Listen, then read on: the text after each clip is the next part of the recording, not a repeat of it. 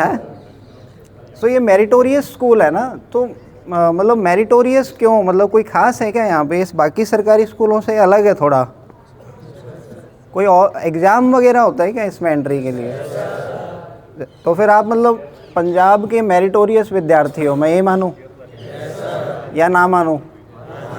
मान लो चलो फिर ठीक है, फिर मज़ा आएगा बात करने में, है ना। वैसे मेरिटोरियस आप तो हैं ही, संभावना हर किसी में होती है, ये तो है ना। भले ही तुम लोगों से कुछ लोग पीछे रह गए हों, कुछ बच्चे, हो सकता है वो मेरिटोरियस उस कंपटीशन में पीछे रह गए हो, मान लो, संभावना तो उनमें भी थी ना, है ना। आप उस संभावना को साकार कर पाए, उन्होंने कुछ कारणों से नहीं कर पाए होंगे, इतनी बात है। मेरिट में आने की संभावना हर किसी में है, ये तो मानना पड़ेगा हमें, है ना। तो ठीक है, सो क्या पढ़ के आए हो आज? हाँ, अभी क्या चल रहा है? पूरा सिलेबस कंप्लीट हो गया है क्या +1 +2 का? +2 वाले किधर बैठे हैं? अच्छा, इधर +2 के, इधर +1। तो क्या पढ़ा है फिज़िक्स में, बताओ? थर्मोडाइनमिक्स पढ़ लिया है? मोशन, कोई चीज़ ऊपर गई है वो नीचे आएगी ही आएगी, ये बात तय है। ग्रेविटी है ना, उसके कुछ लॉ है, कुछ सिद्धांत है कि इतने टाइम में वो नीचे आ जाएगी, गारंटी की बात है। क्या मनुष्य के बारे में भी ये बात कही जा सकती है कि मनुष्य के भीतर क्या आएगा? इसके कोई सिद्धांत नहीं बनाए जा सकते ना सीधे सीधे। प्रकृति के क्षेत्र में जो कुछ भी है उसको फिजिक्स अपने लॉज में लिमिट कर देगा, है ना। कोई चीज़ 100 डिग्री पे उबलेगी, ये बात तय है, कानून बन गया ना इसका, एक फिक्स सिद्धांत, जिसको आप थ्योरी कह देते हो, फॉर्मूला कह देते हो, प्रेडिक्टेबल है वो। मनुष्य में कुछ खास है, उसको प्रेडिक्ट नहीं कर सकते हम सीधे सीधे, वो उसकी नीयत पे निर्भर करता है ना। तो यहाँ से हम शुरू करते हैं बात को। तो आप लोगों के साथ थोड़ी गहरी बातचीत करूं या ऊपर ऊपर की? गहराई में जाना है ना बात की। ऐसा तो नहीं है कि भाई बोर हो जाएंगे कि क्या यार, कुछ हल्की बातें करो, समझ ही नहीं आ रही ठीक है, आपसे पूछ के कर रहा हूँ, देख लो, कहीं फिर मेरे को बोलो मुश्किल हो गया मामला ठीक है, चलो।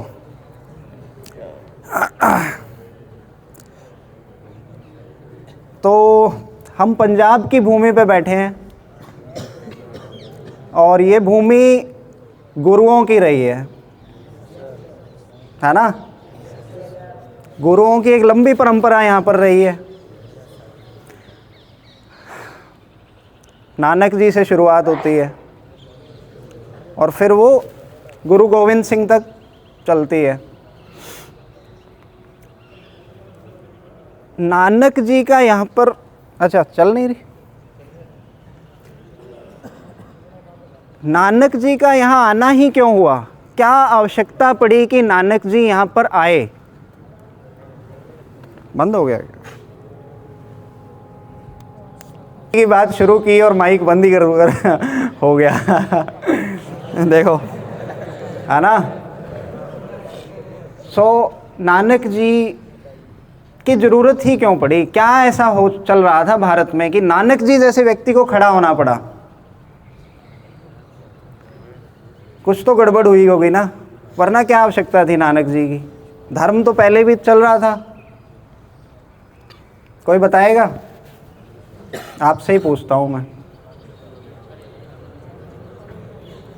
कोई भी बता दो, ऐसे शर्माना नहीं है यार, मैं तुम्हारा भाई ही हूँ ऐसे मत समझो कि मैं टीचर हूँ और तुम लोगों को जज करने लग जाऊँगा। और हाँ, एक चीज़ और, आपस में भी कोई एक दूसरे को जज नहीं करेगा कि भाई इसको बड़ा आता है, ये बड़ा खड़ा होके बता रहा है ठीक है, ऐसे नहीं करोगे ना, खुल के खड़े हो। कोई सोचना नहीं है कि भाई कौन क्या सोच रहा है या मेरी बेइज्जती हो जाएगी बेइज्जती का भाव तो नहीं है किसी के भीतर? है किसके भीतर ऐसा है कि भाई मैं कुछ खड़ा होके पूछूंगा तो मेरी बेइज्जती होगी, सब मेरे बारे में सोचेंगे? है? चलो फिर कोई भी खड़ा हो जाए, देखते हैं कौन साहस दिखाता है। सब एक दूसरे की तरफ मत देखो भाई, खड़े हो जाओ बस सीधे आंख बंद करके। फिर जो निकलेगा वो अद्भुत होगा। तुम सोच के खड़े होगे तो फिर कुछ नहीं निकलेगा, बिना सोचे खड़े हो।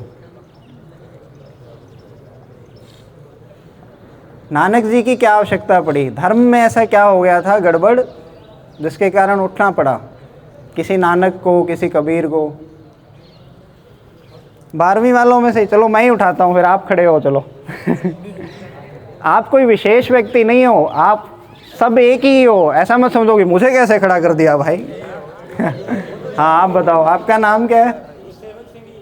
गुरु दे सेवक हो तुसी? बताओ फिर। ਉਦੋਂ ਹੀ ਪੰਜਾਬ ਦੇ ਵਿੱਚ ਵਹਿਮ ਭਰਮ ਵੱਧ ਗਏ ਸੀ, ਲੋਕ ਅੰਧ ਵਿਸ਼ਵਾਸ ਵਿੱਚ ਜ਼ਿਆਦਾ ਪੈ ਗਏ ਸੀਗੇ।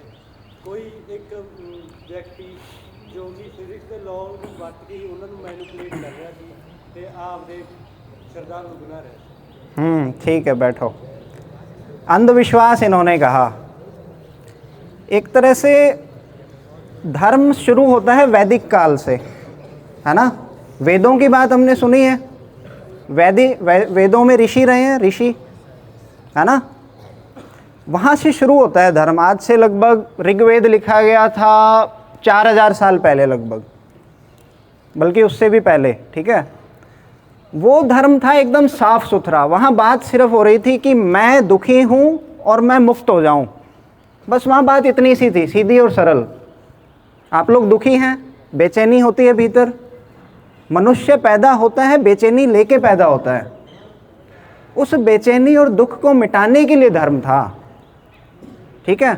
इतना सही था धर्म कि मैं हूँ और मैं बेचैन हूँ, मैं कूद फांद करता रहता हूँ, मुझे हर समय कुछ ना कुछ चाहिए होता है, समझ नहीं आता है क्यों चाहिए होता है, मैं कहाँ आ गया, क्यों आ गया?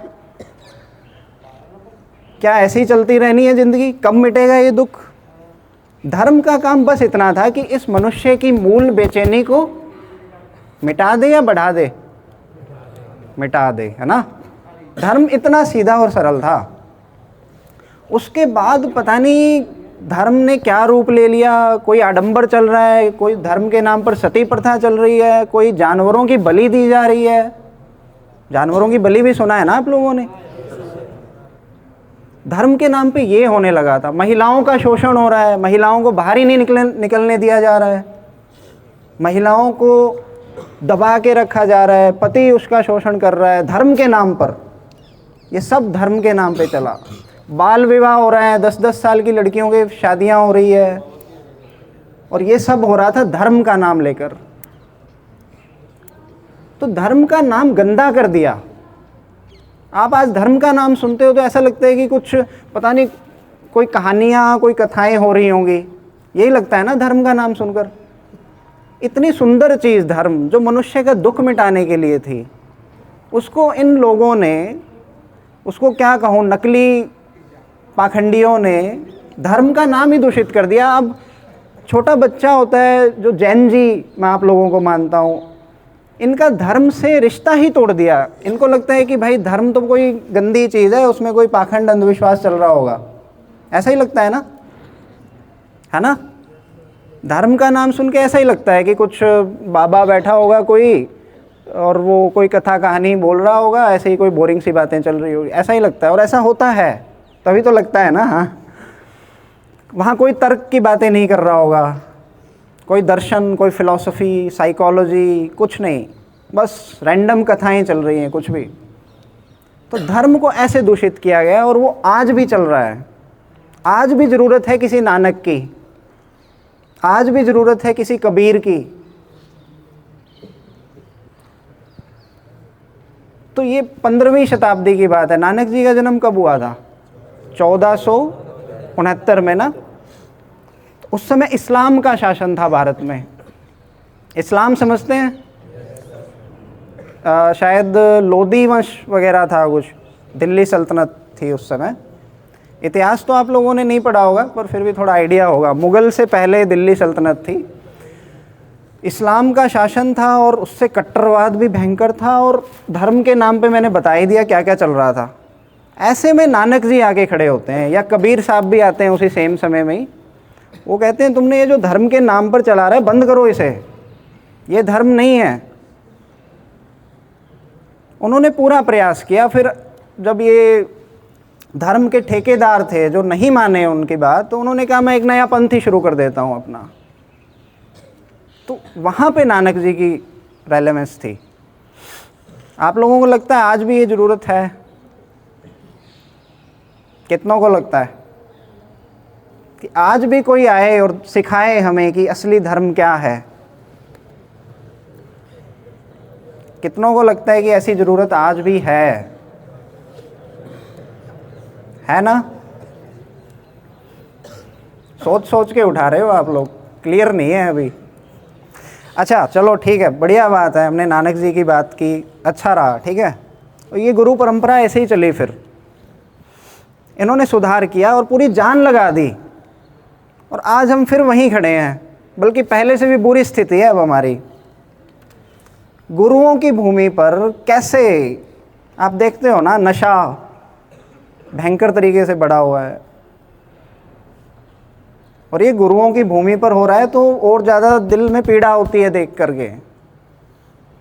हरियाणा कृष्ण की भूमि रहा है, वहाँ गीता का उपदेश दिया गया था कुरुक्षेत्र में। गीता का सुना है ना आपने? कितने लोगों ने सुना है गीता के बारे में? तो हरियाणा और पंजाब दोनों गुरुओं की, कृष्णों की भूमि रही है। यहाँ पर जब कुछ गंद मचा देखता हूँ तो पीड़ा होती है भीतर, दर्द उठता है कि क्या कर लिया है हम लोगों ने। और इसका जिम्मेदार मैं सिर्फ ये जो नकली पाखंडी बैठे हैं इनको मानता हूँ। इन्होंने बर्बाद किया, इनकी जिम्मेदारी बनती थी कि समाज को सही दिशा पर लेके जाएं। मुझे यहाँ आना पड़ रहा है, मेरा काम नहीं है आना यहाँ पर, मुझे आना पड़ रहा है यहाँ। जिसका ये काम था वो निखट्टू निकले हैं लोग, वो पाखंडी लोग। उनका काम था कि समाज में एक बेहतर माहौल बनाना, समाज को सही दिशा दिखाना। मैं क्यों हूँ, मैं दुखी क्यों हूँ, मुझे चाहिए क्या, कितना चाहिए मुझे, ये बताना।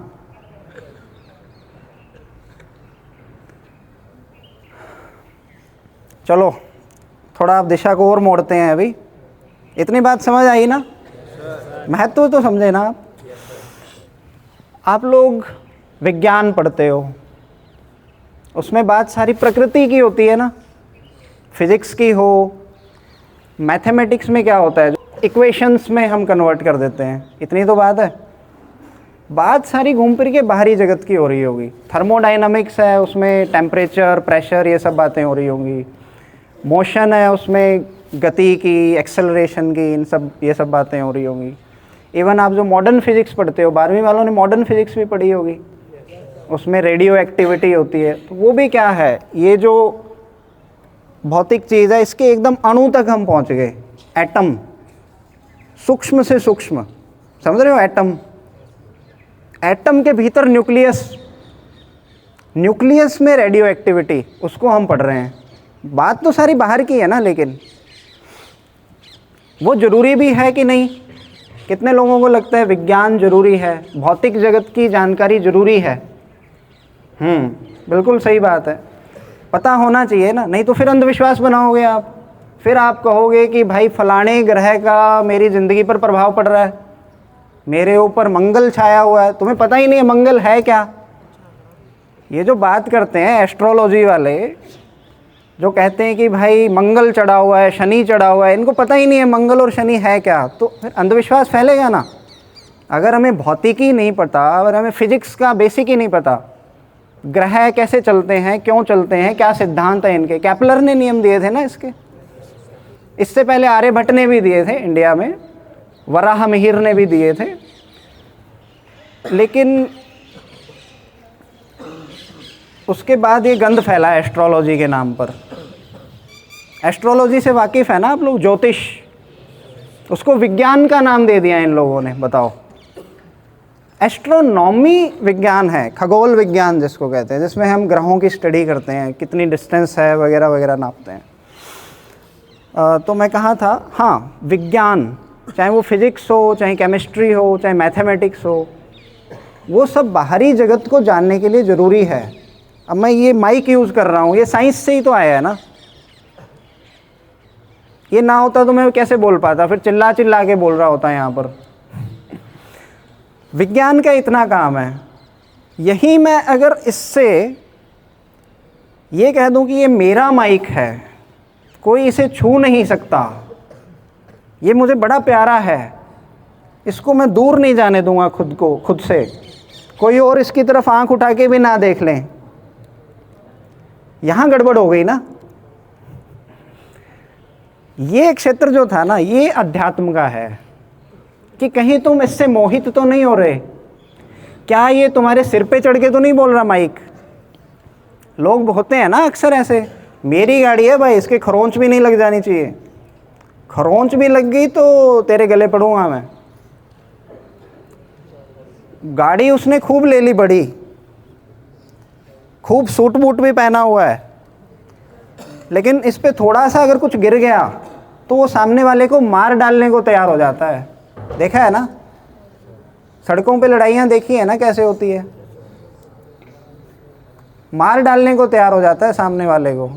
अभी मेरे साथ भी हुआ था, भुगता है मैंने, इसीलिए बोल रहा हूँ। ठीक है। और मेरी गाड़ी की खरोंच ज़्यादा लगी थी उल्टा, तो भी मेरे साथ लड़ाई हुई, मुझे सुनना पड़ा। तो गाड़ी तो पूरी ले ली, विज्ञान पूरा पढ़ा होगा उसने, पर वो जान नहीं पाया कि मैं हूँ कौन, मेरा रिश्ता कैसा होना चाहिए सामने वाले से। मैं इंसान हूँ भाई, पशु थोड़े ना हूँ। बंदर के हाथ में बंदूक आ जाए क्या होगा? तो बंदूक जरूरी है। गुरु गोविंद सिंह ने भी तो तलवार उठाई थी ना, वही तलवार मुगलों के पास भी थी। मुगल कितने लोग सुने हैं? मुगल, गुरु गोविंद सिंह की लड़ाई किससे थी? किससे थी? मुगलों से थी ना। तो तलवार तो उनके पास भी थी, शायद यहाँ से कहीं ज़्यादा हाई टेक्नोलॉजी की होगी मेरे ख्याल से। लेकिन गुरु गोविंद सिंह धर्म की रक्षा कर रहे थे ना, वो ये तो नहीं कह रहे थे कि मेरा परिवार बढ़ जाए, मेरे पास संपत्ति आ जाए, ऐसा तो नहीं था उनका भाव। लेकिन जो मुगल थे उनका क्या था कि हम इस पे कब्जा कर लें, इस देश पे, इनको गुलाम बना लें, यहाँ की महिलाओं को उठाकर ले जाएं। ऐसा ही किया करते थे वो लोग, राक्षस लोग थे वो, राक्षस। जनता को कटवा दिया। इवन अकबर ने मेवाड़ में 40,000 जनता को कटाया, निहत्थी जनता को। अकबर द ग्रेट जिसको हम कहते हैं। मेवाड़ सुना है ना, महाराणा प्रताप का क्षेत्र। महाराणा प्रताप थे मेवाड़ से, उदयपुर वाला जो एरिया राजस्थान में, वहाँ उसने चित्तौड़गढ़ के किले में 40,000 निर्दोष जनता को मरवाया था, कटवाया था साक्षात। वहाँ मूर्तियाँ भी आप देखोगे वो टूटी हुई, तलवारें चली हुई उन पे। तो वो दुर्दांत लोग थे, राक्षस लोग थे वो।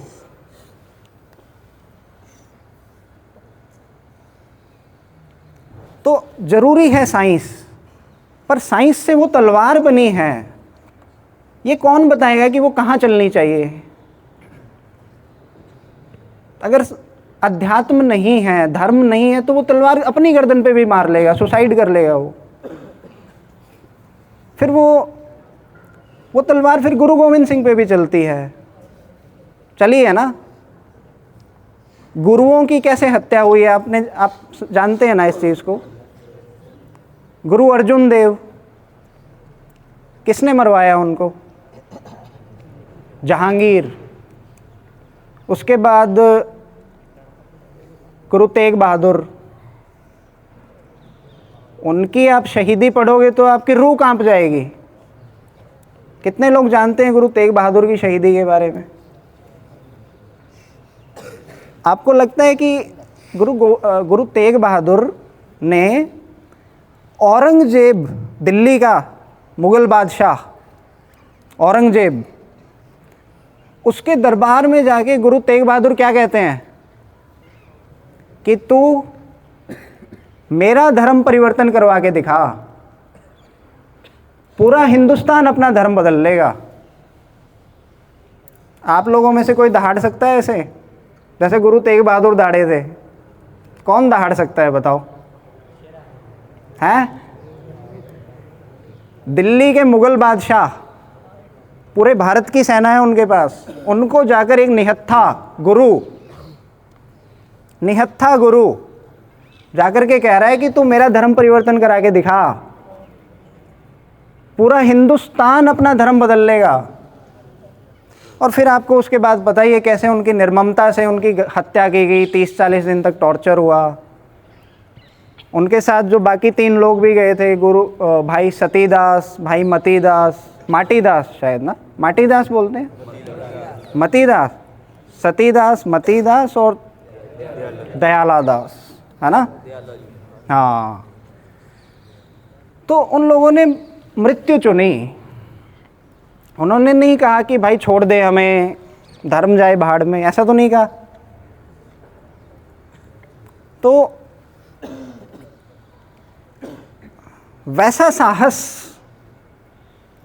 है क्या हम लोगों में से किसी में? आपको तो कोई छोटी सी चवन्नी भी दे दे ना, आप उसमें झुक जाते हो सामने वाले के आगे। कितने लोग ऐसे हैं गुरु तेग बहादुर जैसे? आप बोलो। या ऐसा होने का प्रयास करेंगे कि जहां बात आ गई सच की, सच्चाई की, है ना, वहां झुकेंगे नहीं, वहां भिड़ जाएंगे।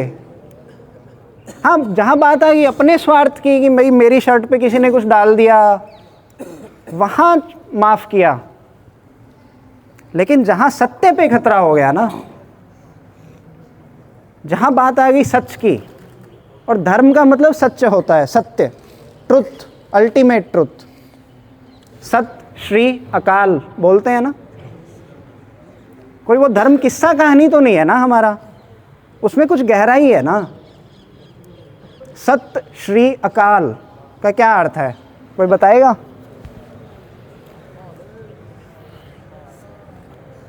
सत श्री अकाल, कोई भी बता दो। कितने लोग सत श्री अकाल का वर्ड यूज करते हैं डेली? कितनों को अर्थ पता है सत श्री अकाल का? और बताओ कितने लोग? जानना चाहता हूं मैं। अरे एक हाथ इधर से उठा था, बैठ कैसे गया? भूल गए क्या अर्थ? अच्छा ठीक है, आप 2 लोग जान रहे हो, और कोई भी है? एक आप, मैं 3 और 4 5 6, ठीक है, कोई बताएगा? 7, मतलब 8-10 लोग हैं जो जान रहे हैं। कुछ उठा भी नहीं रहे होंगे डर के मारे कि कहीं हमसे पूछ ना लिया जाए, हैं? डरना नहीं है, मैंने पहले ही कहा था, ठीक है? तो बताओ कौन बताएगा, कोई भी बता दो, सारे ही बताओ, चलो 1 बाय 1 जल्दी जल्दी बताओ। हाँ, जो सर कभी मर नहीं सकता वो सत्य है। ठीक है, नेक्स्ट। आप बता रहे थे क्या? ठीक है, आप बताओ। जो भगवान का नाम है वो सभी सच है। भगवान का नाम सच है, तो भगवान का नाम तो फिर मैं टेक दूं कि भाई फलाना नाथ, फिर वो सच हो गया। भगवान का नाम थोड़ा सा वेग है, क्लैरिटी नहीं है इसमें। उन्होंने क्या बोला था? मर नहीं सकता वो सच है। हाँ, ये बात सही है। बैठो एक मिनट, आपने भी ठीक बोला है पर क्लैरिटी नहीं है उतनी। और बताओ।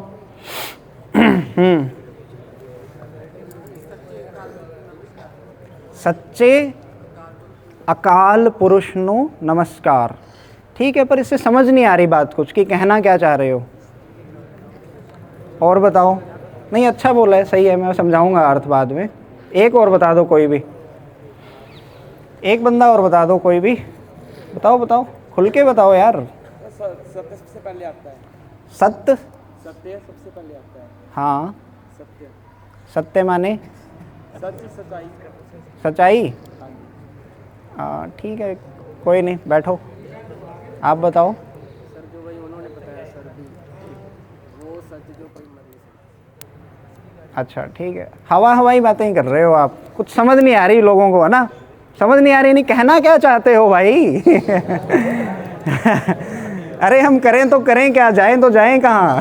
ऐसी बात हो रही है ना कि भाई कहना क्या चाह रहे हो कि सत श्री अकाल, मान लिया सत्य है, मान लिया अकाल है, कहना क्या चाहते हो? हम करें तो करें क्या, बताओ? ठीक है, बैठो बैठो, सही बोल सही रहे हो, पर बात जीवन में उतर नहीं रही ना। आप कितना ही सत श्री अकाल बोलते रहो, पर वो जीवन में अगर नहीं आई मेरे, तो फ़ायदा क्या? और जीवन में आने से पहले क्या होगा, अर्थ तो पता होना चाहिए ना उसका, तभी तो जीवन में आएगी। नहीं तो फिर ऐसे ही राम राम राम राम, कृष्ण कृष्ण कृष्ण ऐसे जपने वाले बहुत हैं, गुरु गुरु गुरु जपते रहो, अर्थ तो पता हो तभी तो जीवन बदलेगा। तो हम बात कर रहे थे सत श्री अकाल। पहले तो हमें जानना पड़ेगा अकाल का क्या अर्थ है। अभी आप लोग समय, काल यानी समय, अकाल यानी समय से जो परे चला गया। आप लोगों में से कितने लोग समय से परे गए हुए हैं? कोई नहीं है ना? कितने लोग समय में जीते हैं? समय बहुत सिर चढ़ के बोलता है। देखो, मैं भी यहाँ समय पे ही आया हूँ, 10 बजे आया हूँ। 10 बजे आना था ना, क्योंकि इस पे मेरा कंट्रोल नहीं था। ये तो इन्होंने तय कर दिया स्कूल वालों ने कि भाई 10 बजे आना है। मैं अगर 11 बजे पहुंचूं तो तब तक बंद ही हो चुका होता। तो समय वहाँ रेलेवेंट है, ठीक है? जैसे 10 बजे की ट्रेन है, मैं पहुंच रहा हूँ भाई 11 बजे, कह रहा हूँ कि मैं तो समय से पार चला गया हूँ, है ना? तो ट्रेन छूट चुकी होगी, फिर आ जाओ वापस स्टेशन से घर पे। तो ऐसा काल से परे जाने का क्या फ़ायदा हुआ? यानी बात कुछ और है। युद्ध भी तो समय पे ही लड़ा था ना गुरु गोविंद सिंह ने। ऐसा थोड़ी ना था कि भाई मैं तो काल से परे जा चुका हूँ, मैं अपने हिसाब से लड़ूंगा। इतने में तो मुग़ल सेना आती और सब उड़ा जाती, है ना? मुहूर्त देख के थोड़ी युद्ध किया जाता है। तो समय का महत्व है बाहरी जगत में, कि बाहर कुछ चीज़ें हैं, समाज से कुछ वास्ता है मेरा थोड़ा बहुत, तो वहाँ समय काम आ जाता है। इतनी बात है बस। वो घड़ी में समय है, अच्छी बात है, कोई समस्या नहीं होगी उसमें, है ना? आप लोगों का स्कूल कुछ टाइमिंग पे लगता होगा, आप पहुँच जाते हो, तो वो ज़रूरी है, उस हद तक ज़रूरी है, कोई समस्या नहीं होगी उसमें। समस्या कहाँ है फिर? काल में समस्या कहाँ है फिर तो चलने दो जो चल रहा है। फिर तो आप बोलोगे कि भाई क्या दिक्कत है, चलने दो, फिर बढ़िया चल रहा है अपना। नहीं, समस्या भीतर है। बाहर घड़ी टिक टिक कर रही है, कोई समस्या नहीं है। ये जो भीतर की टिक टिक है ना, यहाँ समस्या है। तो थोड़ा समझते हैं, थोड़ा गहरा विषय है जो मैं कह रहा था ना, थोड़ा गहराई में जाएं, वो यहाँ शुरू होता है। अब तक हम ऊपर ऊपर बात कर रहे थे ना। तैयार हो? आखिरी वाले बंदे, अब तक की बात समझ आ गई ना आप लोगों को? सबको आ रही है ना? देख लो।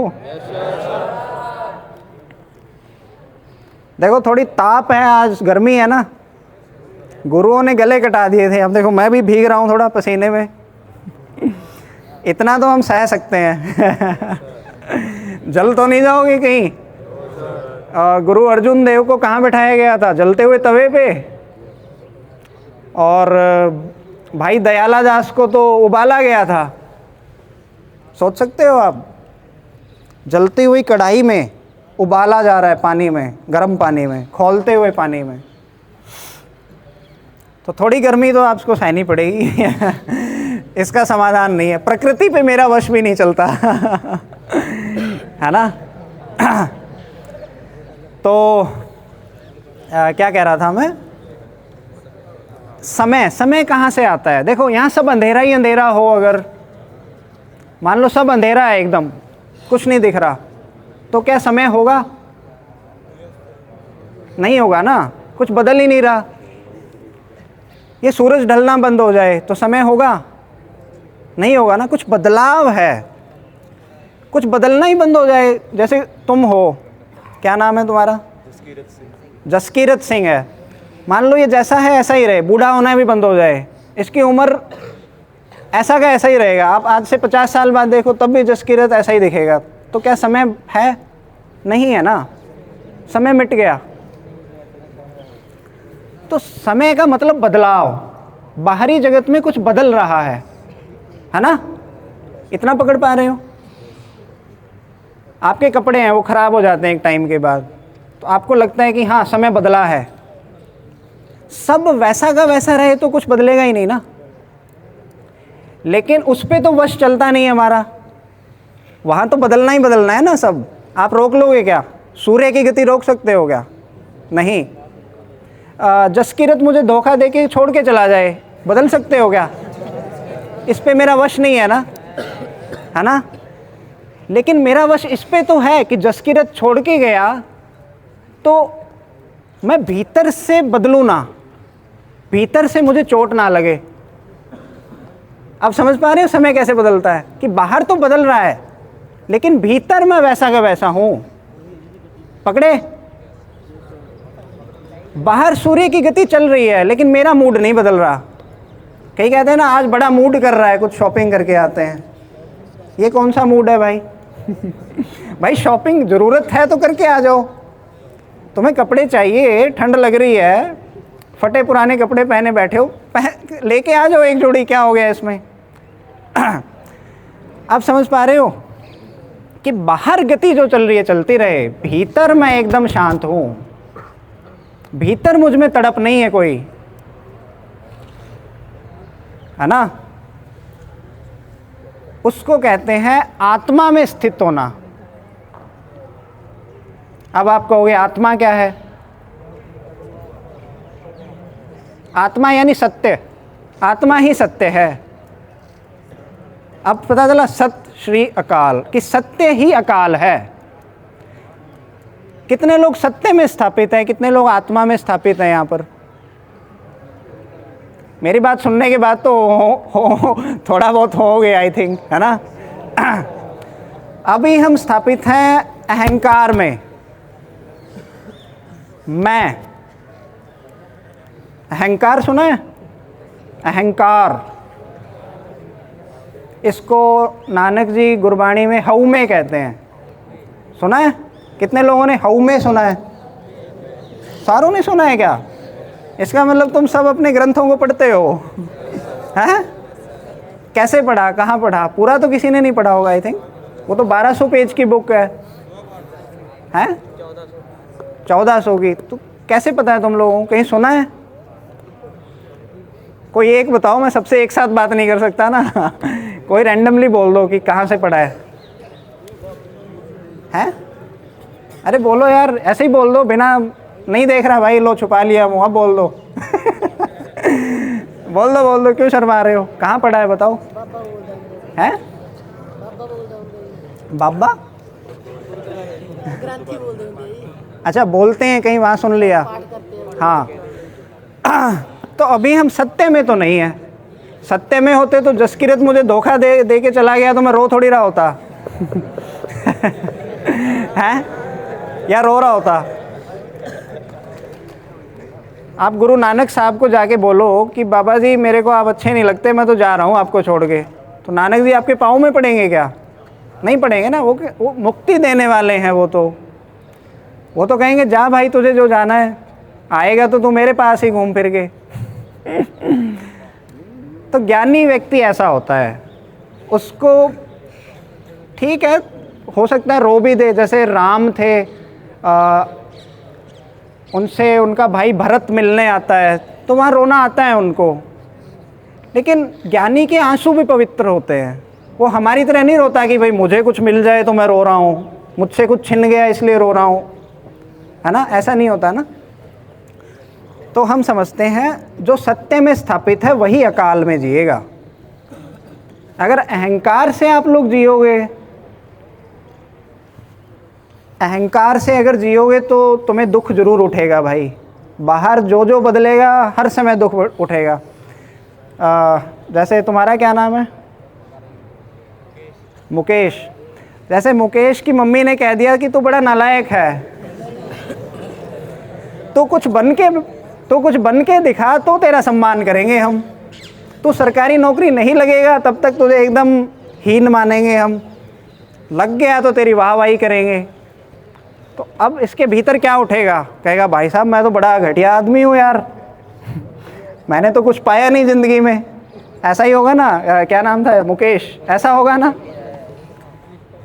सबके साथ ऐसा होता है ना।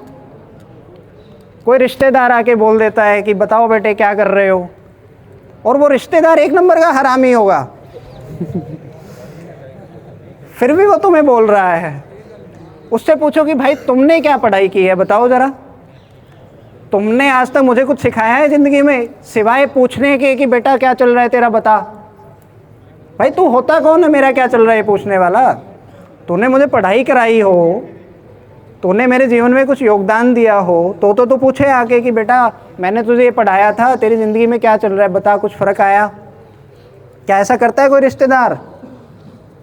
करता है क्या? हाँ, गुरु का अधिकार है ये पूछने का, जिसने तुम्हें पढ़ाया है वो पूछ सकता है कि बेटा मेरा समझाया हुआ कुछ समझ आया तुम्हें, कुछ दिक्कत हो तो मुझसे पूछो। कोई रिश्तेदार ऐसे पूछता है क्या? वो तो इसलिए पूछता है ताकि मैं अपने वाले बेटे से कंपेयर कर सकूं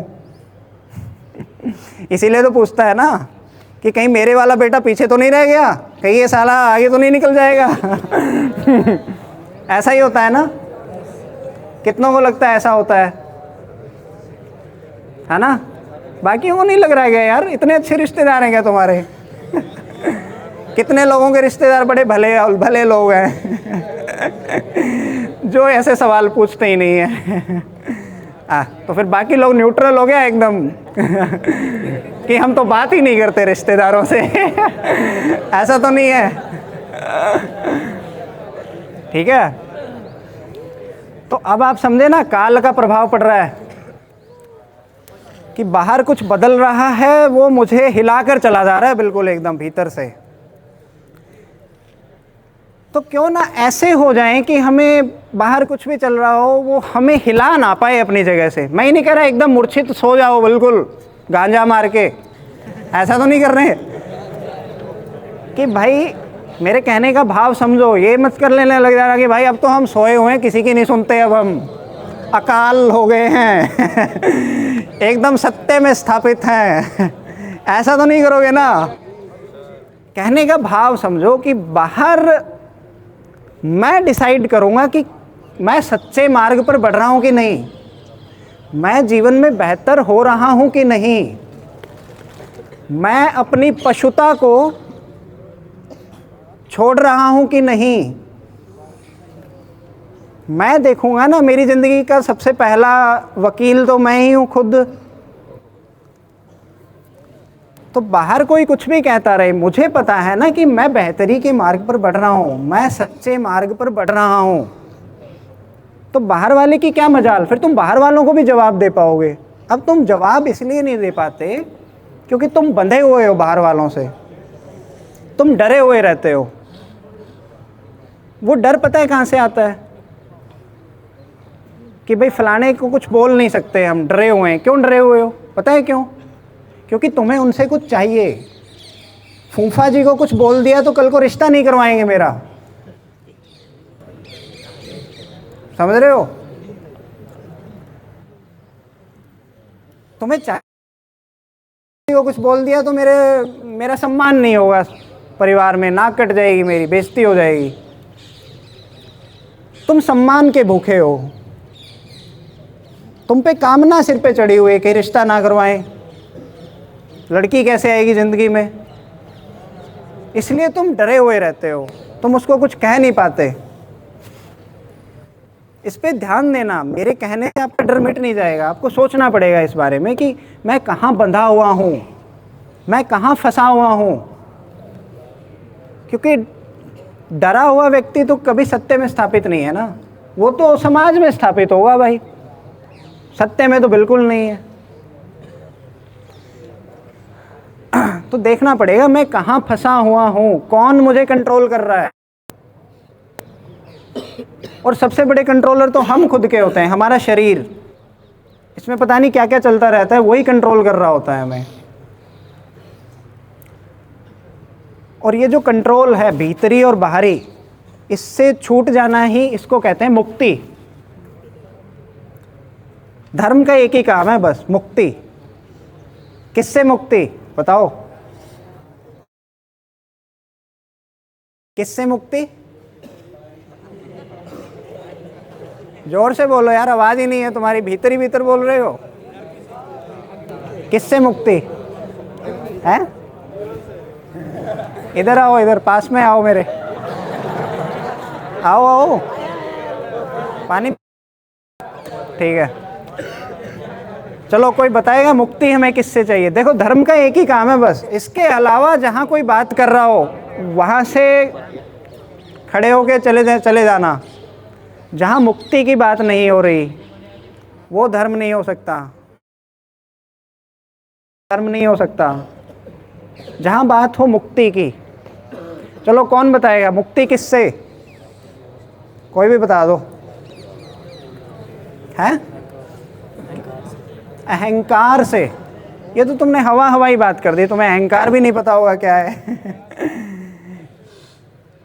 किससे मुक्ति? चलो ठीक है, तुमने सही बोला, अहंकार से मुक्ति। क्या नाम है तुम्हारा? राजविंदर। राजविंदर ने बोला अहंकार से मुक्ति। अभी भी तुम्हें समझ नहीं आया होगा क्या मामला है। चलो और कोई बताओ किससे मुक्ति चाहिए हमें?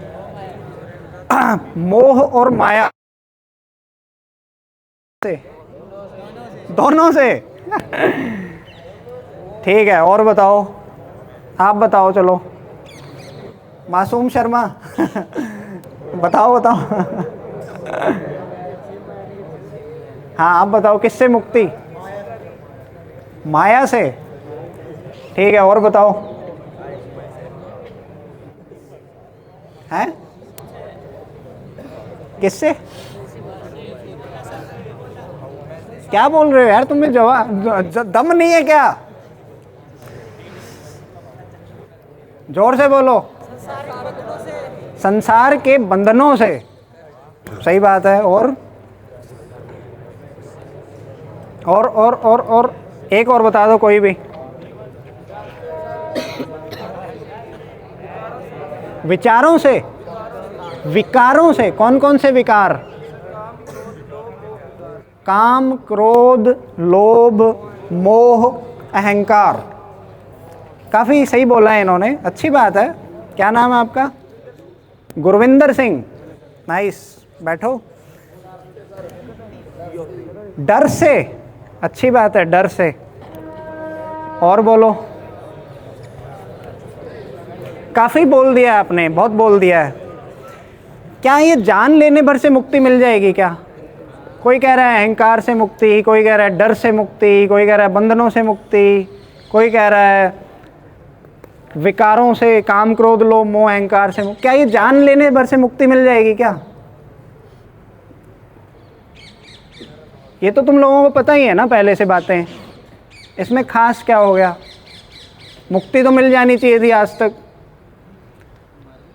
ऐसा होता नहीं है ना? पहली बात तो ये आसान ही नहीं है। अहंकार के लिए मुक्त हो पाना इतना आसान है नहीं कि भाई बातों बातों में ही हो गया। जीवन को गहराई से देखना पड़ता है। सबसे बड़ा बंधन बताऊं क्या है? मूल। एक पकड़ लो बस, वही मूल बंधन है, वही दुख का कारण है। बताऊं क्या? वो समझ गए तो फिर उस पर काम कर सकते हो तुम, उस दिशा में। और उस दिशा में काम करने को कहते हैं साधना, है ना? वो क्या चीज़ है जो हमें दुख में रखती है, जो हमें मुक्त नहीं होने देती? अभी मैंने उसका जिक्र भी किया था कि क्यों तुम लोग रिश्तेदारों को नहीं बोल पाते, चाहे वो कितने ही हरामी क्यों ना हो, चाहे कितना भी भ्रष्ट से भ्रष्ट आदमी क्यों ना हो, तो भी तुम उसको कुछ कह नहीं पाते। उसके आगे झुक जाते हो कि वाह वाह, राम राम फूफा जी, राम राम। भले ही वो एक नंबर का भ्रष्ट व्यक्ति हो, चाहे वो करप्शन करता हो भर भर के, तो भी तुम कहोगे पैसा है इसके पास, सम्मान होना चाहिए, पैसे के आगे झुक जाते हो।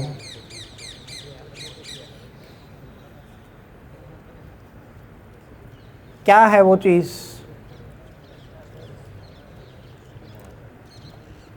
मैंने बताया भी था, फूफा जी को क्यों नहीं बोल पाते? रिश्ता नहीं कराएंगे। डर, कुछ चाहते हो ना उनसे, कुछ बदलने में मिलने की आशा है ना, और इतने तुम सक्षम हो नहीं कि तुम अपने दम पे कर पाओ। वो साहस देखो, तुम बहुत अच्छे बच्चे हो, तुम एक अच्छे इंस्टीट्यूट में आए हो, मेरिट के बेस पे आए हो, तुम में वो संभावना मुझे दिखाई देती है कि तुम अपने दम पे जी पाओगे ज़िंदगी, है ना। और अपने दम पे जीने के लिए सबसे पहले फाइनेंशियल इंडिपेंडेंस चाहिए, तुम्हारे पास पैसा होना चाहिए, नहीं तो तुम हमेशा डिपेंडेंट रहोगे दूसरों पर, है ना। सबसे बड़ी चीज़ है फाइनेंशियल इंडिपेंडेंस, है ना। वो नहीं है तो तुम कितनी मुक्ति की बातें कर लो, कितना ही अकाल की बातें कर लो, कितना ही सत्य की बातें कर लो, वो काम नहीं आएंगी। गुरु नानक साहब भी तो अपने दम पे खाना बनाते थे ना अपना, कबीर साहब भी अपना बुनकर का काम करते थे ना, या अपने पापा से मांग रहे थे? वो डिपेंडेंसी नहीं थी ना उनकी। तो ये इंडिपेंडेंस ज़रूरी है बहुत। सबसे बड़ी धरातल की मुक्ति की तो यही बात है कि पहले तुम्हारे पास कुछ हो, रोटी तो हो अपनी कम से कम, है ना। तो मैं कहाँ पे था, क्या बात करना चाह रहा था? एक चीज़ मैं पूछ रहा था कि जो तुम्हें बांध के रखती है उसको कहते हैं कामना। समझ पा रहे हो? कामना, डिज़ायर, कि मुझे उससे कुछ मिल जाए, है ना। मैं यहाँ पे आया हूँ, ये मेरी कामना है क्या? मैं कुछ चाहता हूँ क्या तुम लोगों से? मेरा कोई स्वार्थ है क्या इसमें? नहीं है ना। मैं कह रहा हूँ कि मेरे चरणों में आ जाओ, मुझे राम राम बाबा जी बोलो, या यहाँ पे थोड़ा दान चढ़ा दो, ऐसा बोल रहा हूँ? नहीं ना। यहाँ कामना नहीं है, तुम जो करो करो, मुझे फ़र्क नहीं पड़ता अब, क्योंकि मैं तुमसे कुछ चाह नहीं रहा हूँ बदले में। हाँ, मैं तुम्हारी भलाई चाहता हूँ, पर मैं अपने लिए कुछ नहीं चाह रहा कि मुझे तुमसे कुछ मिल जाए, मेरे को वाह वाही तालियाँ मिल जाए। अगर मैं तालियों के लालच में आता तो मैं क्या ही बोल पाता। तो कामना हमारा सबसे बड़ा बंधन है। आप खुल के जी नहीं पाते। कोई नाच भी रहा है, अगर डांसर है, तो अगर उस पर पैसे नहीं उछाले गए, तालियां नहीं बजी, तो उसको भ्रम हो जाएगी, भाई कुछ गड़बड़ तो नहीं कर दी मैंने नाचने में। भाई आनंद में भी तो नाचा जा सकता है, कि तालियां बजे ना बजे, मैं तो नाच रहा हूँ, अपनी मौज में नाच रहा हूँ, ऐसा भी तो हो सकता है।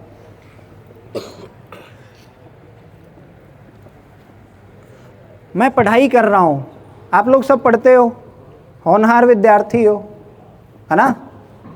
पीछे वाले भी होनहार है ना। कहीं पीछे वालों का कुछ वो बैटिंग बूटिंग वाला सिस्टम तो नहीं चल रहा? अब फ़ोन वोन है क्या तुम लोगों के पास? है? कितनों को लगता है फ़ोन होना चाहिए स्कूल में? है? मैं समझ सकता हूँ तुम्हारी पीड़ा मित्रों। ठीक है। लेकिन दिक्कत ये है ना, बंदर के हाथ में बंदूक वाली बात हो गई। अगर तुम सभी नानक जी जैसे होते, गुरु गोविंद सिंह जी जैसे होते, तो बिल्कुल तुम्हारे पास फ़ोन होता। लेकिन स्कूल वालों पे को तुम पे भरोसा नहीं है कि इनको अगर फ़ोन दे दिया तो ये पढ़ेंगे ही नहीं। तुम इतने ज्ञानी और मुक्त लोग नहीं हो कि तुम्हारे हाथ में दे दिया जाए, उसका मिसयूज़ ही होगा। पता है क्यों? क्योंकि बड़े बड़े लोग मिसयूज़ कर रहे हैं। तुम तो अभी बालक हो ना। देखो, मैं विरोधी नहीं हूँ किसी भी चीज़ का कि फ़ोन होना चाहिए नहीं होना चाहिए। मेरे लिए तो ज्ञान प्राथमिक है। अगर ज्ञान है तो वो फ़ोन का भी बेहतर इस्तेमाल करेगा। पर स्कूल वालों को ये भरोसा तो हो तुम पे। स्कूल वालों को भरोसा होगा तभी तो तुम्हें मिलेगा ना। उनको भरोसा नहीं है, कैसे मिलेगा बताओ? क्या कोई काम किया है ऐसा जिससे स्कूल वालों का भरोसा तुम पे बढ़े कि हाँ भाई बहुत अच्छे लोग हैं ये, साक्षात भगवान ही प्रकट हुए हैं ऐसा लगता है मेरिटोरियस स्कूल में? ऐसा लगता है क्या उनको? नहीं लगता ना, क्योंकि हमने कुछ कांड किए हैं यहाँ पे। हमारे अब हाव भाव ऐसा नहीं है जिससे हम में भगवत्ता दिखे। हमारा चाल चलन, हाव भाव, हमारी बातें, हमारे गुण कुछ भी स्कूल वालों को आकर्षित नहीं करते, तो वो कैसे अलाउ कर दें तुम्हें? मेरे केस में ये थोड़ा डिफरेंट था। मैं अपने माता पिता के सामने बहुत ज्ञान, पुस्तकें पढ़ना, ज्ञान की बातें करना, है ना, समझ रहे हो? आप लोग भी तो ऐसा कर सकते हो ना, जो आप लोग पढ़ते हो उनको थोड़ा तो विश्वास में लेके आओ ना अपने। मैं नहीं कह रहा धोखा दो उनको, मैं कह रहा हूँ कि उनसे बात तो करो आपने जो पढ़ा है, ताकि उनको पता तो लगे कि हाँ भाई इस बच्चे में दम है कुछ। कितने लोग ऐसा करेंगे कि जो सीखा है उसकी बात करेंगे? आप लोग नहीं करोगे क्या? ये बीच में अलग ही झुंड है, ये हाथ उठा नहीं रहा है, बताओ क्या बात है? नाराज हो गया मुझसे तुम, हैं?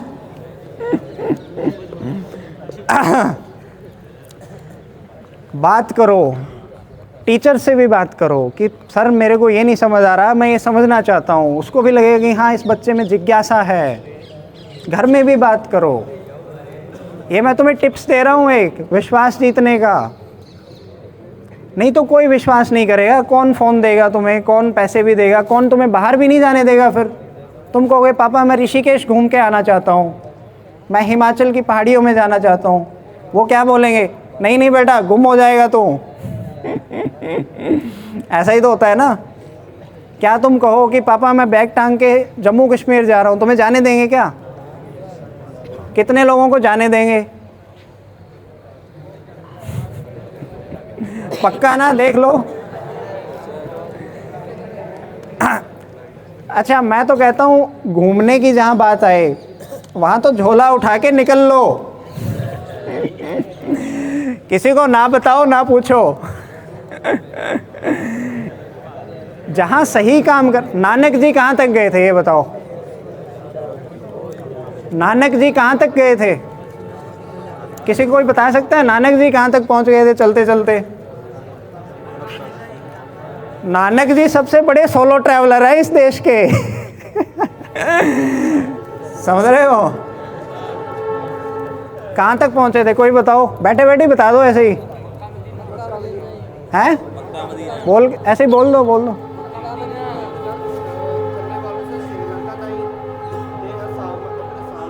कहाँ तक?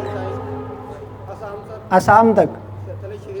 श्रीलंका नीचे, ऊपर कहाँ तक? चीन। और इधर यूरोप तक पहुँच गए थे बेसिकली। और तुम लोग कहाँ तक गए हो? हैं? समझ नहीं आ रहा क्या बोल रहे हो? जोधपुर रोमाना तक। पंजाब से बाहर कितने लोग गए हैं? राजस्थान कितनों ने क्रॉस किया है? गुजरात तक कितने लोग गए हैं? मध्य प्रदेश तक, महाराष्ट्र तक, ठीक है, कर्नाटक तक, तमिलनाडु, अंडमान निकोबार।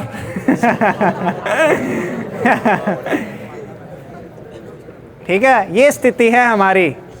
और ये स्थिति सिर्फ तुम लोगों की नहीं है, तुम्हारे पेरेंट्स की भी यही स्थिति है, मेरे पेरेंट्स की भी यही स्थिति है। उन लोगों ने अपने कंफर्ट जोन से कभी बाहर कदम रखा ही नहीं। उनको यही लगता है कि भाई अपना ये झोंपड़ा सही है, यहीं पे ज़िंदगी काटनी है, बाहर जाएंगे कहीं खुली हवा में बीमार ना हो जाएं।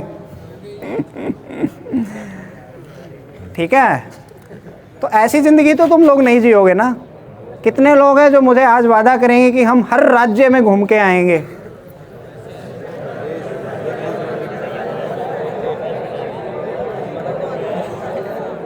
क्या समझ नहीं आ रहा मुझे, ऐसे क्या बोल रहे हो?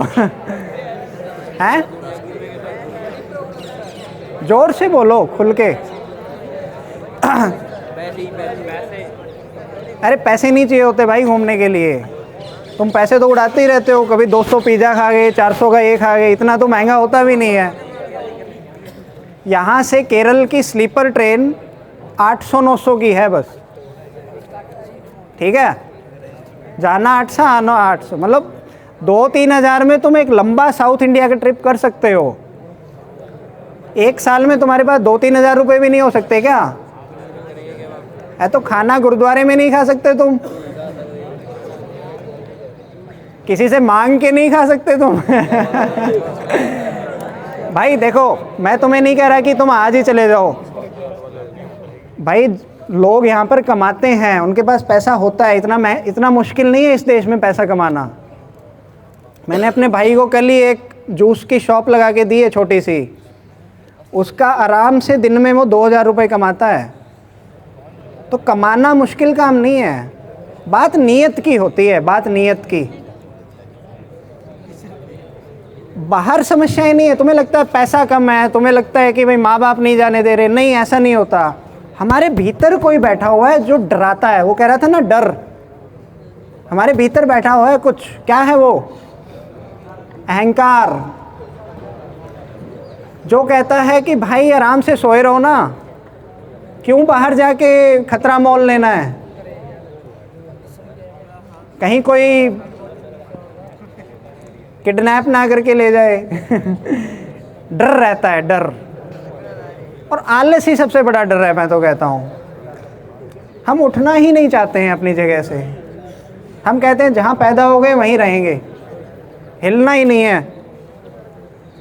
ठीक है, ऐसा तो नहीं करोगे ना, ध्यान रखना ये। और खुद पे दबाव, खुद पे कभी भरोसा मत करना। देखो मैं यहाँ आया हूँ ना, तुम्हें मैं मेरा ही एक्सपीरियंस बताता हूँ। तुम्हें लग रहा होगा कि ये तो बस आ गया और यहाँ आके खड़ा होके भाषण दे रहा है, बस इतनी सी बात है। इतनी सी बात नहीं है। मेरे भीतर 50 बार मेरा अहंकार जो है ना, उसने रोका मुझे कि क्या करेगा यार, जाके क्या मिलेगा, आराम से बैठा है तो अपनी ऑफिस में जॉब कर रहा है, क्या मिलेगा तुझे। और ये तर्क मेरे भीतर 50 बार आया। एक तो ये कि क्या मिलेगा तुझे और क्या करना है, दूसरा क्या बोलेगा, क्या पता कुछ बोल ही ना पाए, ये डर भी तो आता है ना कि क्या मैं जो समझाना चाह रहा हूँ वो लोग समझ भी पाएंगे, मैं कुछ कह भी पाऊँगा या नहीं। इसे कहते हैं डर। अब मुझे बताओ, ये डर भीतरी था या बाहरी था? भीतर था ना। ये जो अहंकार है ना, ये दीवार खड़ी करता है डर की।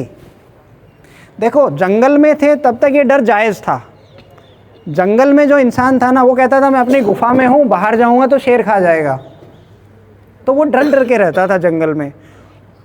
वो जंगल अभी भी हमारे साथ है, वो जंगल हमारे भीतर से अभी भी नहीं गया है। हमें लगता है कि हम थोड़ा सा साहस का काम करेंगे तो कहीं भूखे ना मर जाएं। तुमने कहा था ना, किसने कहा था? ट्रैवल कैसे करें सर? रोटी कहाँ से आएगी? भाई मिल जाएगी रोटी, चिंता ना करो तुम।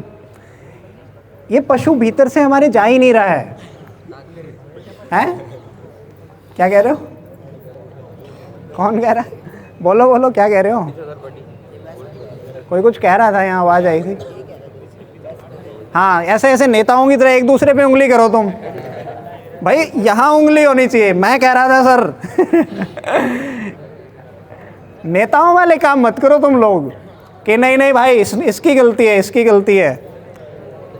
कोई नाला फूट जाए तो बोलोगे नहीं नहीं मैंने नहीं किया, ये है, ये पार्टी वाले हैं। किसी नेता को देखा है जो जिसकी उंगली यहाँ हो? तुम लोग बनोगे ना ऐसा नेता जो खुद पे जिम्मेदारी लेगा। कितने लोग ऐसे हैं जो एकदम ईमानदार नेता बन के उभरेंगे तुम लोगों में से? या तुम्हें नौकरी बने रहना है कि भाई मुझे कोई नौकरी दे दो यार, ऐसे तो नहीं करोगे ना। तुम ही लोगों में से कोई निकलेगा, और तुम लोगों ने जिम्मेदारी नहीं ले रखी है, इसीलिए घटिया नेता और घटिया बाबा हमारे ऊपर बैठे हुए हैं। तुम कहते हो कोई और आ जाएगा वहाँ, तो मुझे तो कोई 15-20 हज़ार की नौकरी पकड़ा दो। कितने लोग ऐसा चाहते हैं कि जिनको बस 15,000 की नौकरी मिल जाए और चिल मारेंगे बस? कितने लोग चाहते हैं कि इस व्यवस्था को हमारी ज़रूरत है, हम जैसे सत्य के साधकों की ज़रूरत है। सत्य प्रिय है ना तुम लोगों को? सत्य से प्यार है ना? आत्मा से प्यार है ना? है ना? कितने लोग हैं जो तुम में से ही बोलेंगे कि हम इस व्यवस्था को बदलेंगे?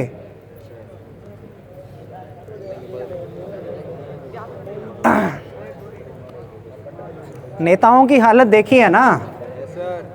कहीं से लगते हैं वो हमें लीड करने लायक? उनकी औकात है हमें लीड करने की? हमें नहीं होने देना है ये। देखो मेरे साथ समस्या ये है कि मैं ये जो बातें कर रहा हूँ ना, ये कोई कर नहीं रहा है। पूरे एम्स में कोई नहीं कर रहा है। मैं एम्स में एडमिन ऑफिसर हूँ, मैं अकेला वहाँ पर हूँ जो ऐसी बातें करता है। उनको बहुत यूनिक लगती है कि कोई आया है जो सच की बात कर रहा है। तुम्हें भी ऐसा लग रहा है क्या? आज तक कोई ऐसा हुआ है जो कुछ सिस्टम से बाहर की बात कर रहा हो? यूनिक है ना ये। सब अपने स्वार्थों की बात करते हैं कि मुझे कुछ मिल जाए, मैं इनको थोड़ा सा बरगला जाऊं, वाहवाही बटोर जाऊं। सब अपने स्वार्थ की बातें कर रहे हैं यहाँ पर। कोई सच का साधक नहीं है इधर। और ये दुनिया ऐसी ही है। यहाँ दो ही चीज़ें चलती है बस। एक तो ताकत, लोग ताकत के आगे सिर झुकाते हैं, और एक पैसा। ये दुनिया ऐसी है। तुम चाहे भले ही नानक हो, कबीर हो, कुछ भी हो, ये दुनिया कुछ नहीं समझेगी तुम्हें। ये सिर्फ ताकत और पैसा जानती है। ऐसी है ये दुनिया। ऐसी बने रहना देना चाहते हो क्या तुम लोग? बदलाव होगा ना, और वो बदलाव आपके माध्यम से होगा। गीता में कृष्ण ने कहा है ना, जब जब धर्म की हानि होती है तो मैं प्रकट होता हूं। तो वो कहाँ प्रकट होंगे? हमारे बीच में या हमारे भीतर? कितने लोगों को लगता है कि कोई और प्रकट होगा आसमान से? ऐसा लगता है क्या तुम्हें? कोई बात नहीं, ईमानदार रहो यार। जैसा तुम्हें लगता है वैसा बताओ। ऐसा कोई शर्माने की बात नहीं है। मैं तुम्हें कोई मुर्गा थोड़ी बना रहा हूँ कि आ जाओ भाई। कितनों को लगता है कि हमारे भीतर वो सत्य प्रकट होगा?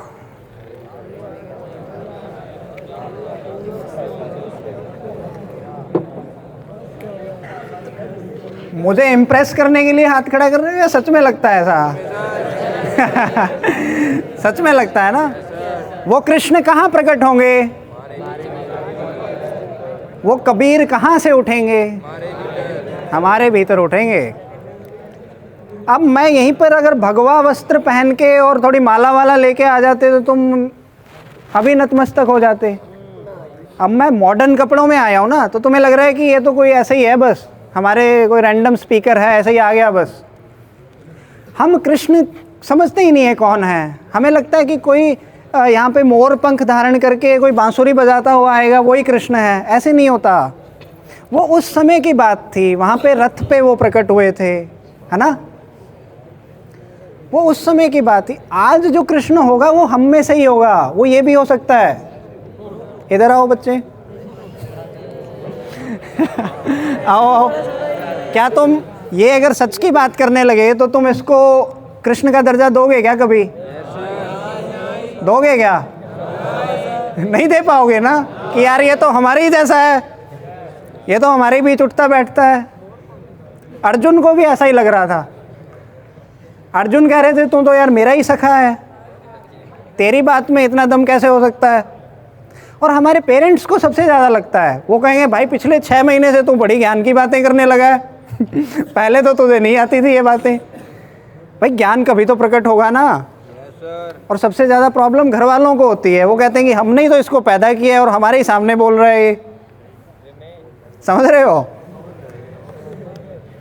तो देखो भाई, इसके भीतर अगर सत्य प्रकट हो जाता है, क्या नाम है? जसकीरत? राजप्रीत सिंह। क्या? राजप्रीत सिंह सर। राजप्रीत सिंह है ये, ठीक है? तो देख लो भाई, तुम में से ही किसी के भीतर उठा तो एक दूसरे का मजाक नहीं उड़ाना। मैं नहीं कह रहा उसको कृष्ण बोलना शुरू कर दो, पर सम्मान का भाव आएगा ना। कि हाँ भाई इसके जैसा बनना भी है मुझे, मेरे भीतर भी सत्य प्रकट हो। चलो बैठो आप। तो परेशान तो नहीं हो गए तुम लोग? मज़ा आ रहा है ना?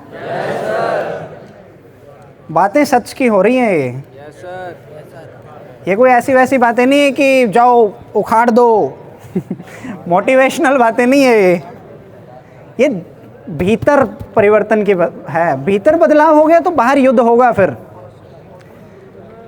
तुम्हें क्या लगता है गुरु नानक जी ने जो बात की थी वो गुरु गोविंद तक पहुंचते पहुंचते तलवार कैसे बन गई? नानक जी ने तो बात की थी प्रेम की, आत्मा की, सत्य की, अकाल की।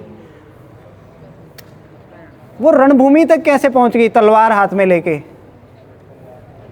क्योंकि ज्ञान ही युद्ध बनता है, ज्ञान ही कर्म बनता है। गीता में कृष्ण कहते हैं ना, पहले ज्ञान आता है फिर कर्म। अर्जुन को क्या दे रहे हैं वो?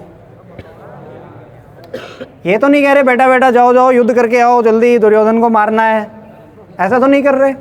पहले समझा रहे हैं कि तू है कौन और तू क्या कर सकता है।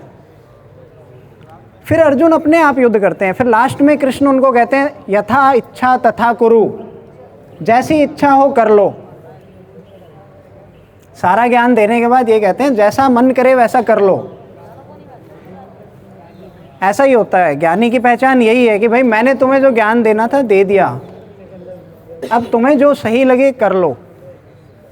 और फिर अर्जुन भयंकर युद्ध करते हैं। फिर पहले तो वो कह रहे थे कि ये मेरे माता पिता हैं, ये मेरे दादा हैं, भीष्म पितामह, इनको मैं कैसे मार दूं। थोड़ा आइडिया है ना तुम्हें महाभारत का हल्का फुल्का? कितने लोगों को आइडिया है ना? तो अर्जुन की स्थिति ऐसी ही थी। वो ऐसे करके बैठे हैं, मेरा गांडी छूट रहा है, मैं अपने इनको कैसे मारूं, ये मेरे दादा खड़े हैं, इन्होंने मेरे को बचपन में चलना सिखाया था। फिर कृष्ण उनको कहते हैं कि ये दादा नहीं है, ये राक्षस हैं। ये वही लोग हैं जिन्होंने द्रौपदी के वस्त्र हरण किए थे। ये वही लोग हैं जिन्होंने अभिमन्यु को घेर के मारा था। ये वही लोग हैं जिन्होंने तुम्हें जलाने का प्रयास किया था। ये वही दुर्योधन है, ये वही भीष्म पितामह है। जो भरी सभा में द्रौपदी का अपमान हो रहा था तब ये चुप बैठे थे, तब ये खड़े होके चल नहीं दिए थे। वहीं बैठे बैठे देख रहे थे कि द्रौपदी का चीरहरण हो रहा है। ये वही लोग हैं और तुम कह रहे हो ये मेरे दादा हैं। तो अर्जुन के लिए रिश्ता बड़ा था या सत्य बड़ा था उस समय? नहीं, ज्ञान से पहले कह रहा हूं, रिश्ता बड़ा था ना। तुम भी तो कहते हो कि भाई मेरा चाचा है, भले ही कितना ही हरामी क्यों ना हो कहते हो ना ऐसा।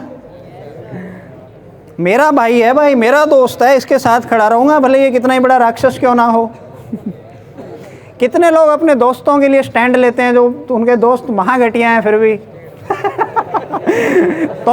तुम अपने दोस्तों की बदनामी करा रहे हो यहाँ ये कह के कि घटिया है मेरे दोस्त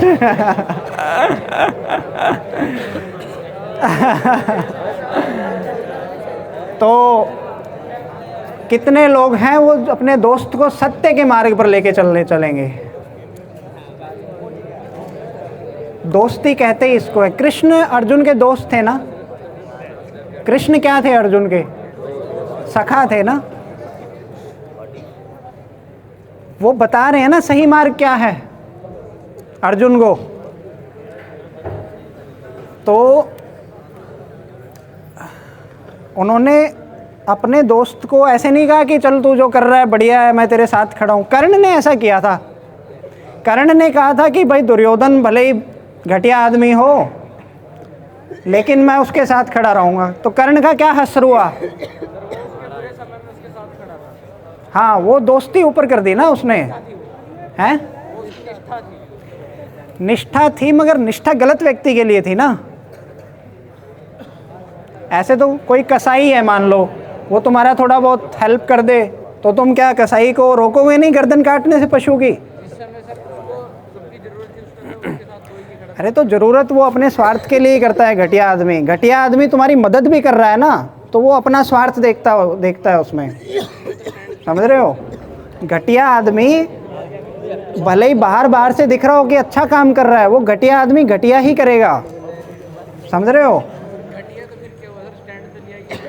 स्टैंड लेना अच्छी बात थोड़ी ना होती है हर समय। आप मान लो बहुत ही बेकार आदमी का स्टैंड ले रहे हो तो क्या वो महान काम हो गया? नहीं, हमें देखना पड़ेगा उस बंदे ने क्या क्या करतूतें की है ना।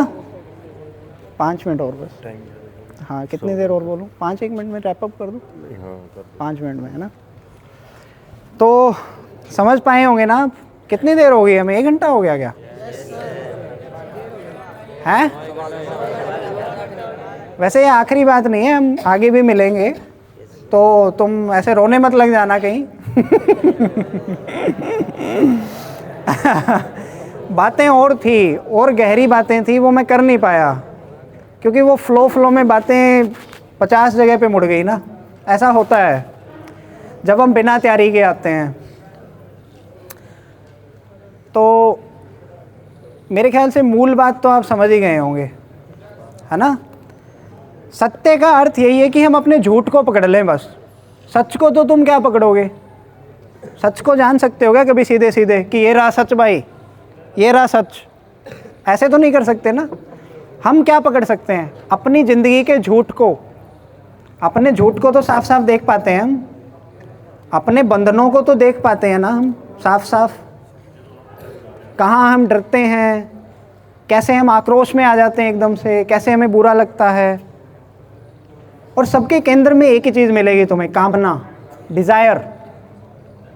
डिज़ायर आती है खोखले अहंकार से। ये अहंकार है ना, ये कहता है मुझे ये दे दो, मुझे ये दे दो, ये दे दो, ये दे दो, ताकि मैं पूरा हो पाऊँ। ये भीतर का खोखलापन है, ये मिट पाए। क्या कुछ पाके तुम्हारे भीतर का खोखलापन मिटा है आज तक? एक दिन के लिए मिट जाए। मान लो तुम पार्टी वार्टी में गए हो, कह रहे हो कि आज मैं पूरी मौज मारूंगा। पार्टी के बाद क्या स्थिति होती है? बुरा लगता है ना।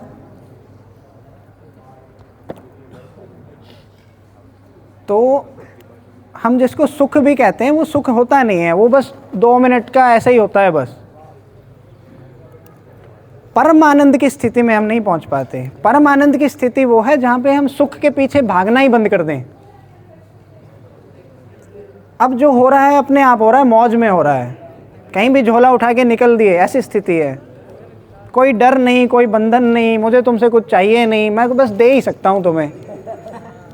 ये स्थिति है ऊंची, है ना। अभी मैं पूरा नहीं बोल पाया हूं क्योंकि समय की थोड़ी सीमा है, लेकिन इन विषयों पे चिंतन करना तुम लोग।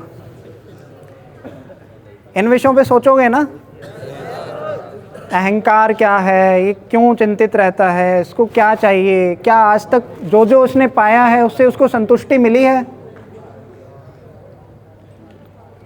फिर ये क्यों अंधी दौड़ में लगा रहता है, क्यों फंसा रहता है ये, है ना। इन सब विषयों पे सोचोगे ना आप लोग। तो मेरे पीछे पीछे बोलो फिर आप, है ना। इसके साथ ख़त्म करते हैं अपने सेशन को हम।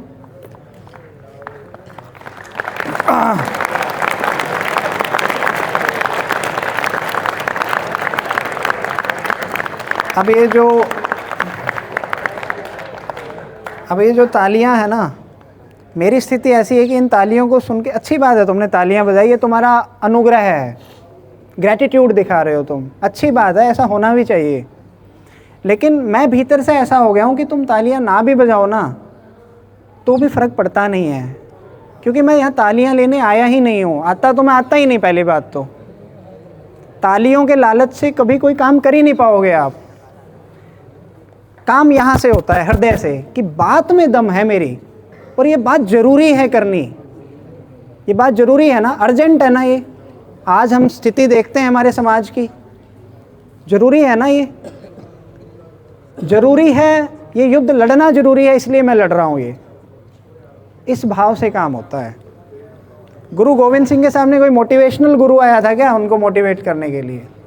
उनको दिख रहा था ना ये युद्ध लड़ना ज़रूरी है, इस धर्म को बचाना ज़रूरी है, ये जो सामने दुर्दांत योद्धा है, ये राक्षस जैसे, इनको मारना ज़रूरी है, खतरा है ये समाज के लिए। इसलिए वो तलवार उठी थी।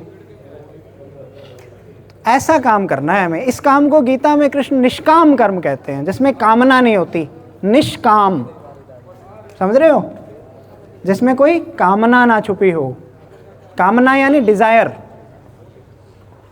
है ना।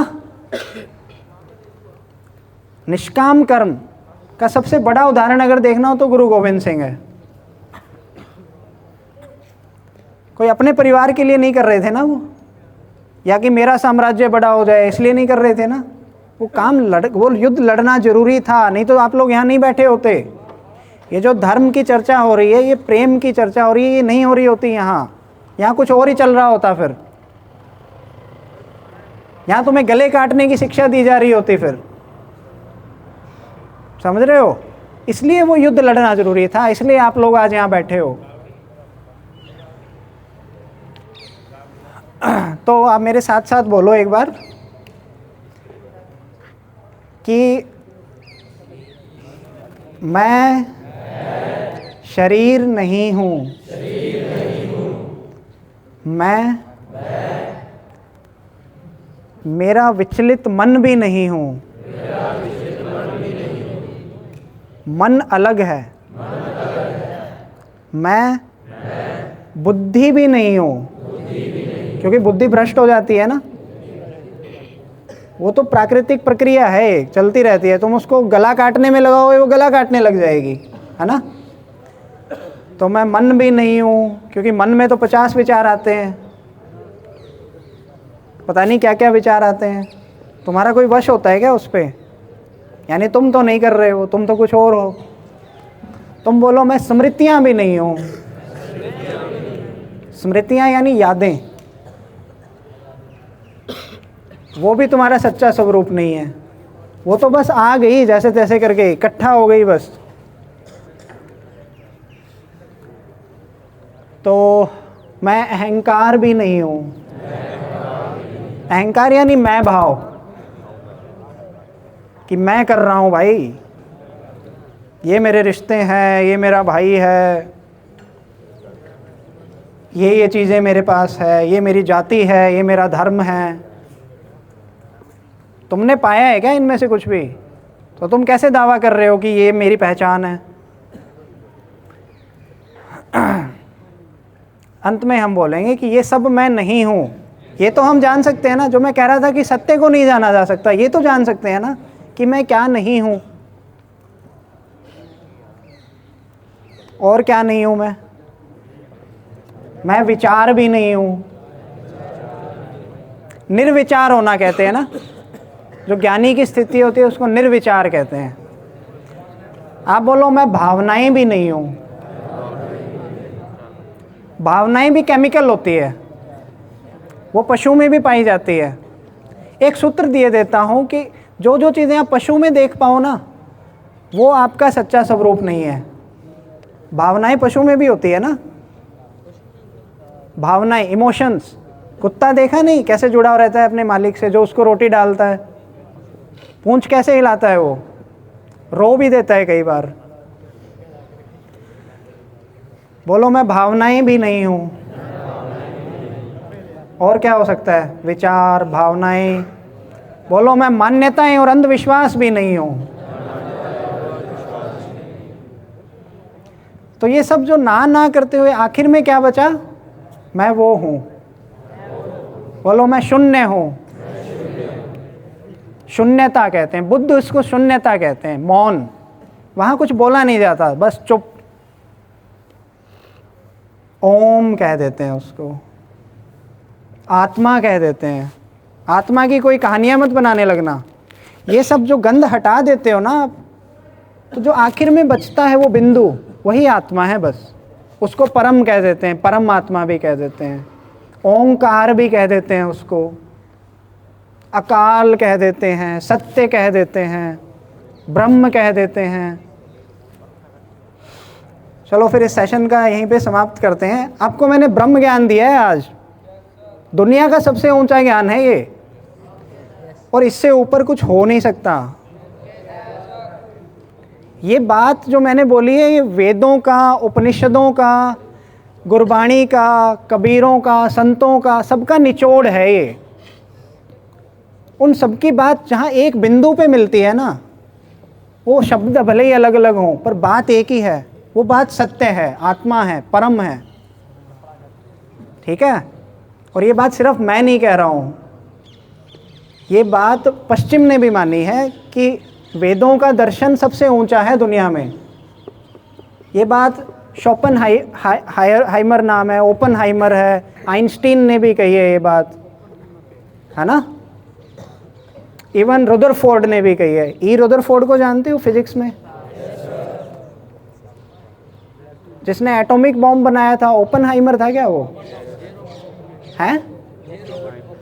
हाँ, ओपेनहाइमर, उसने भी कही है ये बात।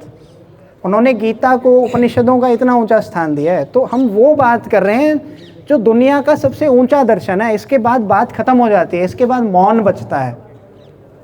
ये ऐसा दर्शन है जिसमें दार्शनिक ही मिट जाता है, अहंकार मिट जाता है। कहा ना मैंने, इन्होंने बोला था अहंकार मिट जाता है। फिर क्या बचता है? ओम, मौन। और फिर फिर आप ये मत सोचना कि ओम बोल के सो जाना है, सोना नहीं होता। फिर गुरु गोविंद सिंह की तरह युद्ध होता है। फिर वो अपने लिए नहीं बचता, फिर आप समाज के लिए करते हो, दुनिया के लिए करते हो। फिर वो काम होता है, उस काम को कृष्ण कहते हैं निष्काम कर्म। समझ रहे हो? तो ज़्यादातर ज्ञानियों की यही स्थिति रही है। उन्होंने ज्ञान प्राप्त करके क्या किया है? सो गए। भाई ज्ञानी हो गए हैं अब हम बात ही नहीं करते किसी से। अब हम मिलते भी नहीं हैं, अब हम समय पे कहीं जाते भी नहीं है, अकाल हो गए हैं। ऐसे ज्ञानी भी देखे हैं ना तुम लोगों ने, जो ज्ञान का दावा पूरा करते हैं पर काम कुछ नहीं है उनके पास। ऐसा तो नहीं करोगे ना तुम। और ज़्यादातर लोगों ने ज्ञान का यही अर्थ निकाला है कि अब हम जा रहे हैं भाई, हिमालय वगैरह में जा रहे हैं साधना करने। साधना यहाँ होती है, रणभूमि ये है। अब जो हो रहा है ना, ये धर्म का काम है।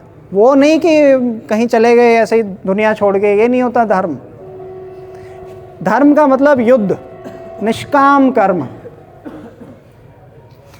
तो हमने सारा बोल ही दिया ना, तो एक बार लास्ट में बोल दो, मैं शरीर नहीं हूँ,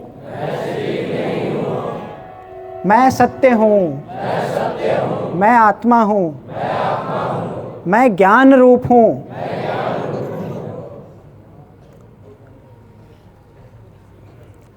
तो अब लास्ट में बोलते हैं ओमकार। ठीक है? ओम।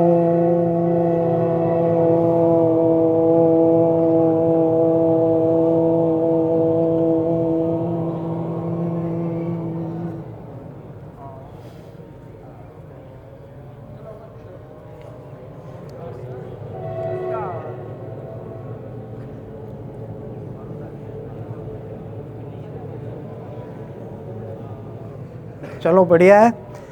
मैं उम्मीद करता हूँ आप विज्ञान को साथ लेके चलेंगे और परम ज्ञान को भी।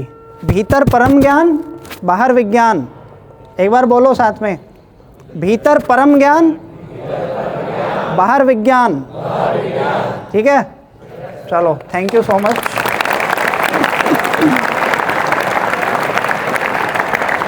और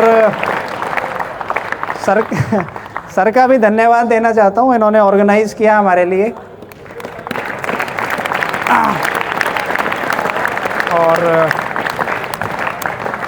साथ में हमारे जो प्रिंसिपल सर हैं, उन्होंने ही परमिशन दी थी मेरे को कि आप लोगों से बात करूं मैं।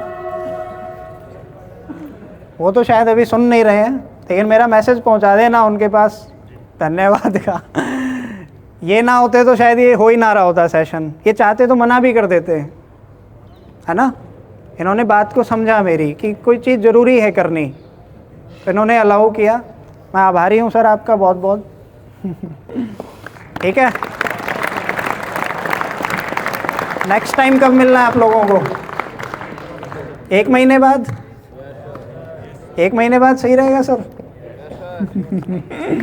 एक बार में असर होगा नहीं तुम्हें, मुझे पता है। मुझे खुद को 2 साल हो गए समझते हुए चीज़ों को, लेकिन कुछ ना कुछ कमी रह जाती है ना। एक बार में नहीं होगा, एक बार में तुम परम ज्ञानी नहीं बनने वाले, समय लगता है ना। पर हाँ, विचार जरूर करोगे। इसको आत्मज्ञान कहते हैं, भीतर देखना। अभी तुम बाहर बाहर देखते रहते हो ना, थोड़ा भीतर भी मुड़ना। ठीक है? क्या करेंगे? बोलो आत्मज्ञान। चलो थैंक यू है ना।